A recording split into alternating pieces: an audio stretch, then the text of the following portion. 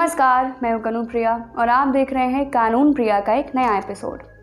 आज की बात हम एक कहानी से शुरू करते हैं, एक ऐसी कहानी जिसे बहुत कम लोग जानते हैं। तो 1 मई 1958 को एक 24 साल की लड़की इलाहाबाद के कोर्ट रूम में बैठे लोगों की आंखों के आगे चक्कर लगा रही थी। वो देखने की कोशिश कर रही थी कि आज उसने जो कदम उठाया है उस पर उसके सामने रिपोर्टर्स और वकील क्या सोच रहे हैं। उस महिला का नाम था हुस्ना बाई। हुस्ना बाई ने इलाहाबाद हाई कोर्ट के चीफ जस्टिस जगदीश सहाय से आंख मिलाते हुए कहा कि वे एक वेश्या हैं और मानव तस्करी को रोकने के लिए बनाए गए नए कानून का विरोध करने आई हैं, क्योंकि उनकी नज़र में वो संविधान का उल्लंघन करता है। उन्होंने कहा कि ये नया एक्ट, जिसे ITPA या इमोरल ट्रैफिकिंग प्रिवेंशन एक्ट 1958 भी कहा जाता है, वो उनके जीविका के साधनों पर एक सीधा प्रहार है।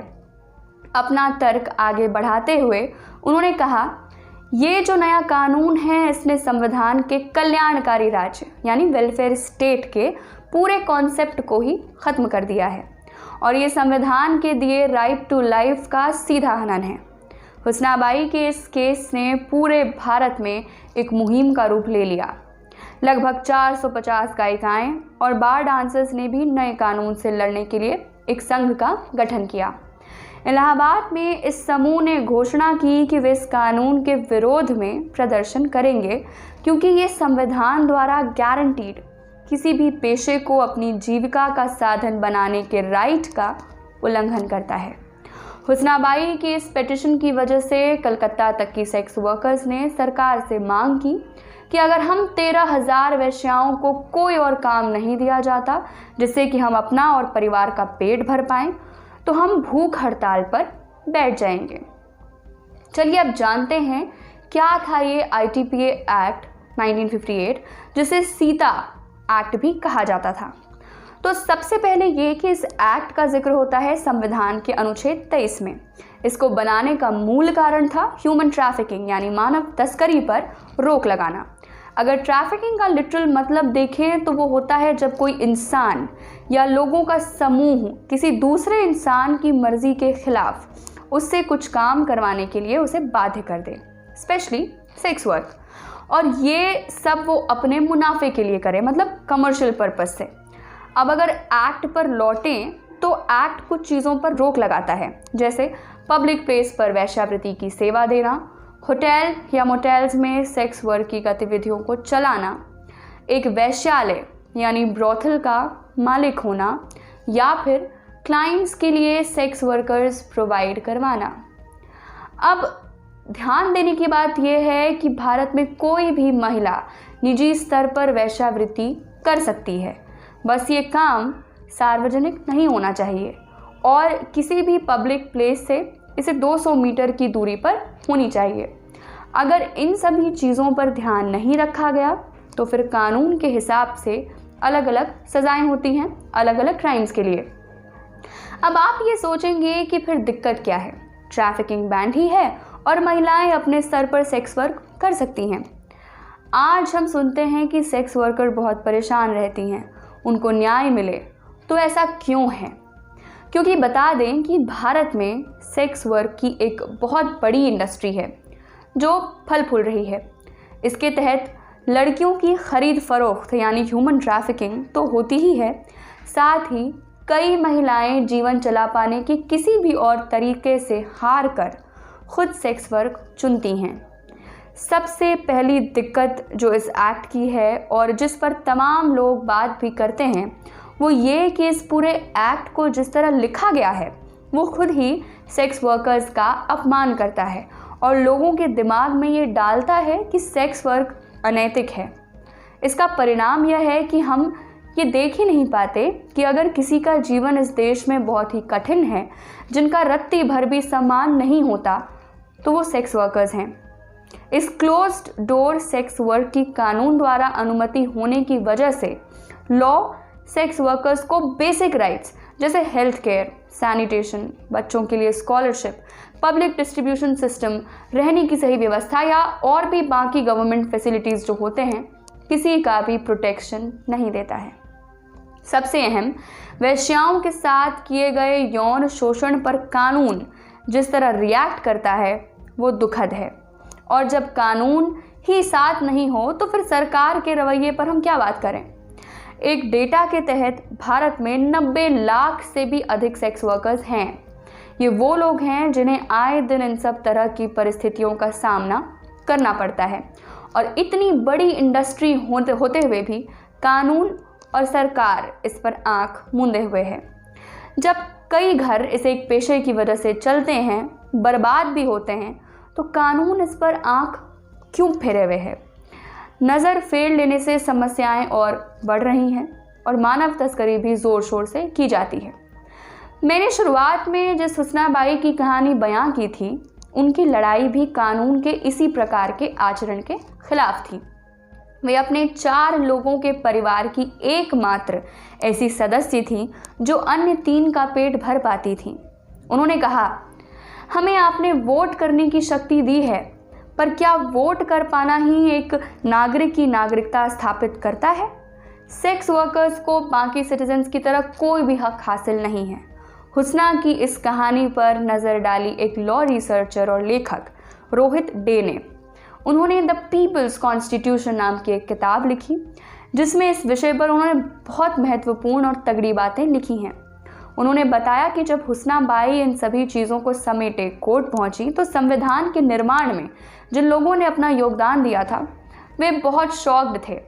दुर्गाबाई देशमुख और उनके साथी असंतुष्ट थे कि संविधान का जैसा इंटरप्रिटेशन हुस्ना ने किया, क्या वैसा इंटरप्रिटेशन हो भी सकता था। इसकी एक बहुत बड़ी वजह यह थी कि संविधान निर्माताओं ने महिलाओं के लिए इन जनरल जो प्रोविजंस बनाए थे वो मूलतः सिर्फ 2 सोशल इकोनॉमिकल बैकग्राउंड से आ रही महिलाओं को ध्यान में रखकर ही बनाए गए थे। एक तो उसी समय पार्टीशन हुआ था और उसमें जिन्होंने सबसे ज़्यादा गंवाया था वे थी आम घर की महिलाएं, और दूसरी मिडिल क्लास हाउस होल्ड्स की महिलाएं।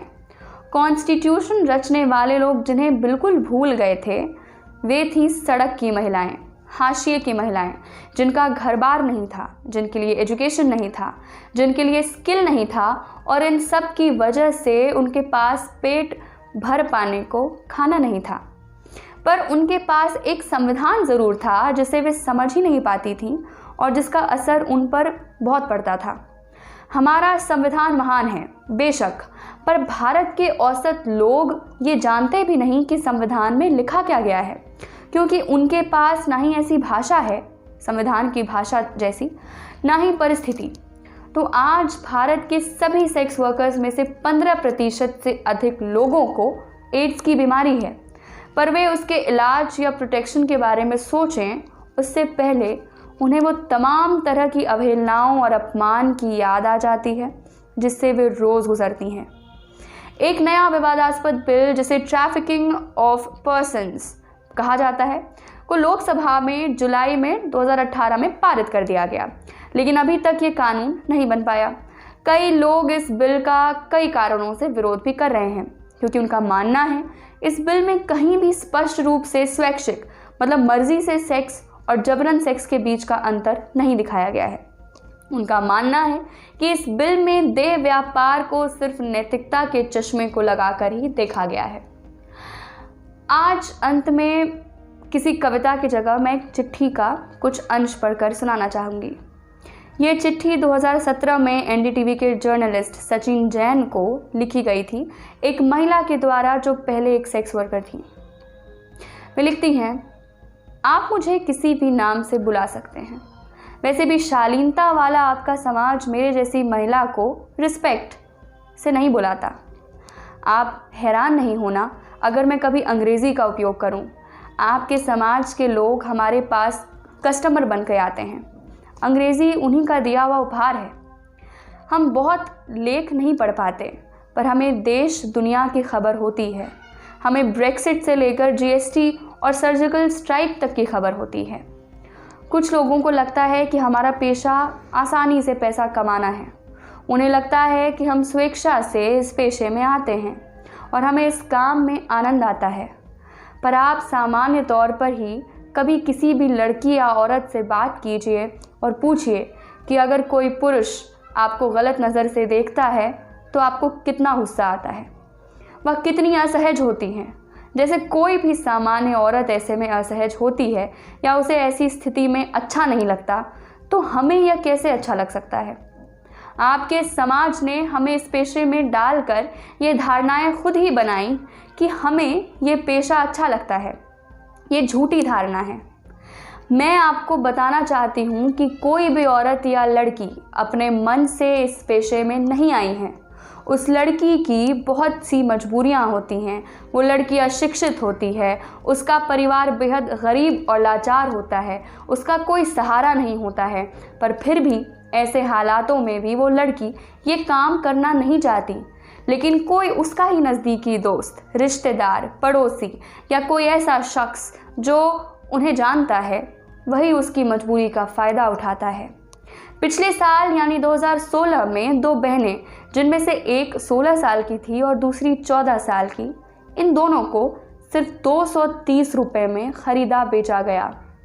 जी हाँ, 2 लड़कियां 230 रुपये में बेची गईं। अगर उन दोनों लड़कियों का कुल वज़न 80 किलो भी होता, इसका मतलब है कि उन्हें 3 रुपये प्रति किलो के भाव से बेचा गया। आप ज़रा याद करें कि आखिरी बार आपने रद्दी कितने में बेची थी। मुझे पूरा यकीन है कि इससे ज़्यादा पैसों में बेची होगी। अंत में उन्होंने एक सवाल पूछा है हम सबसे। उन्होंने पूछा कि क्या रिस्पेक्टफुल और डिग्निफाइड समाज को वेश्याओं से कुछ सीखना चाहिए। शुक्रिया। देखते रहिए ऑर्डिनरी।